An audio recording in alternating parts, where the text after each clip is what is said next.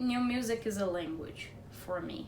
It's a kind of music that focuses on sounds and on how you can use traditional instruments to create sounds that they weren't originally meant to create. So it's basically a sound world, and I think of it as a language. I think that with these sounds that we can create nowadays, we can transmit any music ideas that we want. It has more to do with how it sounds than with when it's made. With it being new, as in made now.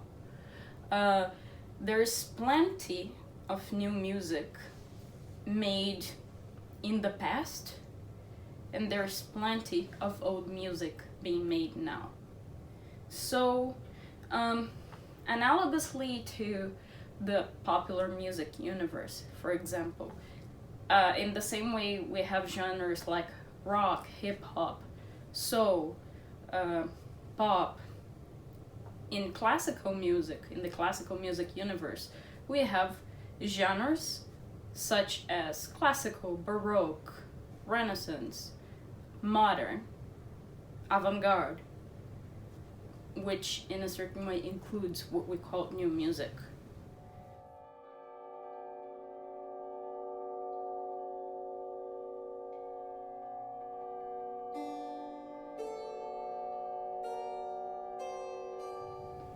I chose to work with music, period, because as a teenager I went through experiences in my life that sort of made me, I think, implode and look into myself in a very intense way. And coincidentally, this experience led me to discover that I had a wealth of music and sound inside me that I didn't know I had, like melodies, sounds. And basically since then, this was about 16 years ago, or a bit more, since then I haven't finished exploring these sounds yet. Challenges come to one's life sometimes almost systematically, as if life was trying to make me give up on my dreams and plans and etc. But the truth is that while I have these sounds in my mind, I will never stop.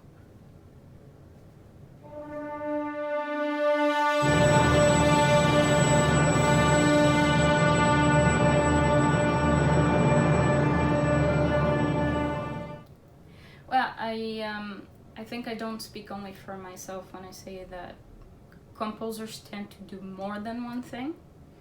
And I think when you have like one day that you get to devote to composing, you grab onto it as much as you can, because it's precious time.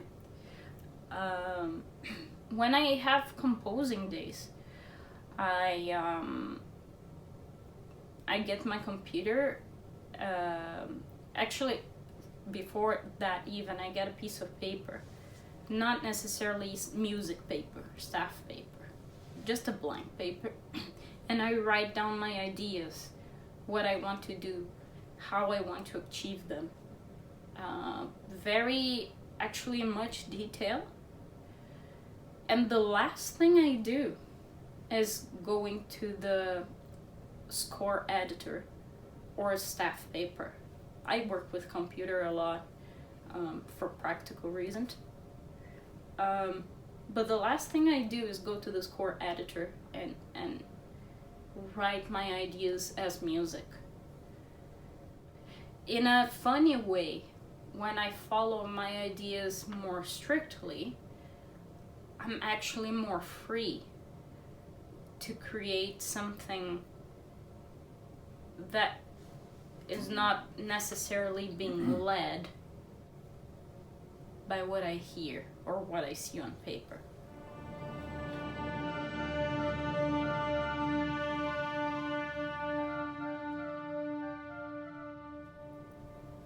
Music notation per se, especially when you're in a computer where the bar lines are already there, the measures are already written down for you, the clefs are already there and everything, it sort of builds a sort of expectation that you have to write music that will fit those visuals.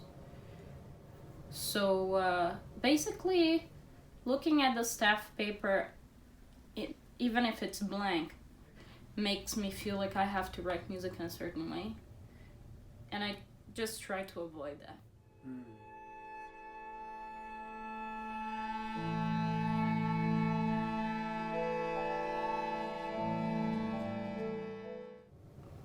The comments that strike me the most from listeners and audience members is when they come to me and say, yes, I can see your idea. I can see what you're trying to do there. I hear it. Or else, I didn't know music could be like that. Or, I've never heard anything like that before. These are the most striking comments and feedback that I've received about my music.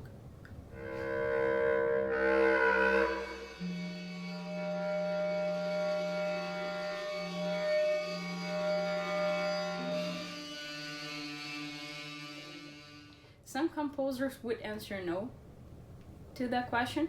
Some composers would answer yes.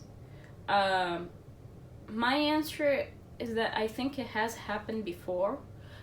These different universes of new music and popular music intersected in the past and nowadays even. For example, in the 1960s, the Beatles used to take inspiration from music by Stockhausen to write their songs. In the 1980s, the singer Frank Zappa took a lot of inspiration from composers like the French Edgard Varèse, or Varèse as we say, to write his songs. And nowadays we have Björk, who takes a lot of inspiration from new music. So I think it is possible. Now, the one thing I think should be remembered is that music doesn't have to be only entertainment. Music can also be a science. Like one of those interesting sciences that people might not know a lot about, but they might realize that there's lots to discover in there. Like, for example, I know nothing about astronomy or quantum physics, but I think these fields of knowledge are fascinating, and if I can understand a little bit of them, I feel very excited. Music can be like that too. And music can also be a form of appreciation, artistic appreciation. Like when you go to a museum and you see a portrait and you see, I don't know, the portrait might have been painted in the 1500s, but it looks like a digital picture taken with an iPhone. You know, I went in my honeymoon with my husband Alex Jang to Brno, the second biggest city in the Czech Republic, and as we walked there in museums and public buildings, we saw hand-drawn pictures and paintings of places where we would walk around, and we would take pictures of those places with our iPhones, and we would compare the pictures with the drawn pictures and it would look the same.